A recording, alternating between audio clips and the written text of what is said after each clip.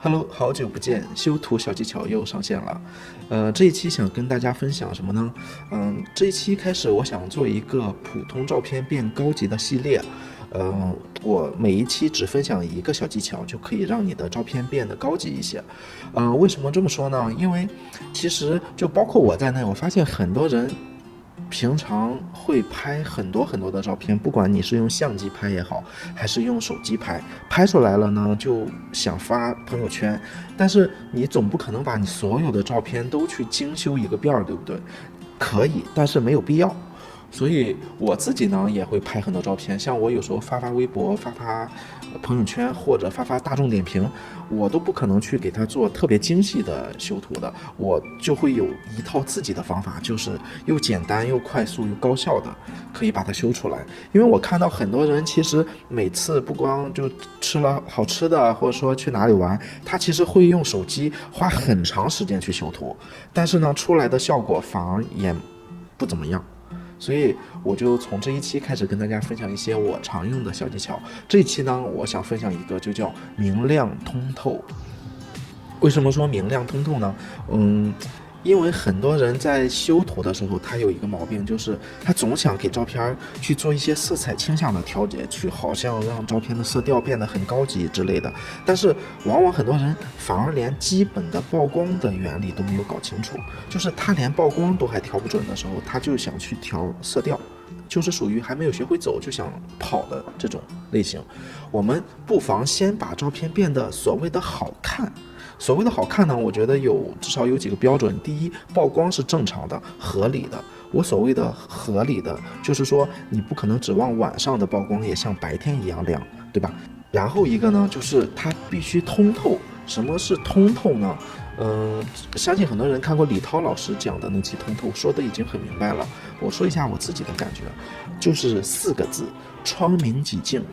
我为什么会想到这个呢？因为我们有一个词去形容一个屋里特别干净，就是窗明几净。大家想一下这个画面，就是一个大大的窗户透射进来充足的光线，然后呢洒满了房间里的每一个角落，每一个东西看起来都焕然一新，勃勃生机。我理解的通透就是这个样子的。所以呢，这一期我也会跟大家分享一下它的一些原理以及它的操作方法。好，说了这么多，希望你还有在坚持看。我今天演示呢也会拿其中的一张，拿这张吧去做演示，因为很不幸其他的好多 PSD 原文件没有了，我就没有原图了，刚好这一张有原图。好，我们看到这张照片，它现在是我修完的样子。我们看一下它原图是什么样，这是它的原图，看到了没？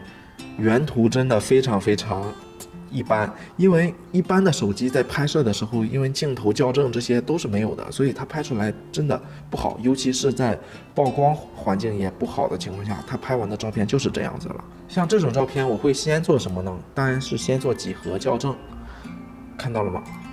直接校正过来，它就已经正式很多了。我们修图的顺序呢，就是从上至下，曝光肯定是要加点吧，曝光给它加到想把一个照片修的所谓的窗明几净通透，它有几点，就是首先它的曝光要均衡。均衡的概念是什么呢？就是我要让它的高光降下来，也就是亮的亮下来，然后呢我让它暗的提上去，阴影提上来，对吧？然后呢黑色也要提上来。好，现在的画面上来是上来了，但是太灰了，不要紧，我们可以加对比。这个时候我们可以把对比加大一点，它88。好，现在其实这个照片已经很舒服了，对不对？我觉得已经很舒服了，但是它还是不够，我们还要做哪些呢？然后我们继续走，这个时候我们可以给一点白色，白色就是让画面有一点高光，就是高亮，比高光还亮的东西，它这样就可以看起来更加舒服一点。好，继续往下走，纹理和清晰度，这个就是因为你根据你不同的设备去适当的增加，因为我手机拍出来的比较模糊，所以我就适当的给它一点，这个给到15，这个给到6就可以了。自然饱和度是要加一点的，给到35。通常很多人会分享一个技巧，就是加自然饱和度，降饱和度。就很多人说为什么，其实也没有多少为什么，就是喜欢嘛。因为自然饱和度它是调节的比较适当的、比较中性的，饱和度就比较激进的，你可以这么去理解。曲线呢，其实不太用动太多，就让给它打2个点，简单的动一下就行了。你根据你的照片，因为它的对比度已经还可以了，就不要动太多了。混色器这一块呢，它的作用可以让照片更加的协调，对单独的颜色可以去控制它的颜色。这个我想放在后面去讲，所以这里大家看我的参数就好了。我只动了饱和度，大家看一下它哪里我就觉得做的还不好，因为这个画面其实我也挑不出来太大的毛病，但是我总觉得它的颜色有一点不是很舒服，所以这个地方我们会进到颜色分级。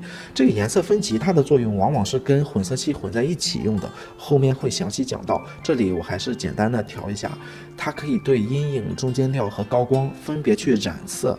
记住是染色这一个概念很重要。然后阴影我给到它一点暖色吧，48。高光我们给到它一些冷色，冷暖对比嘛。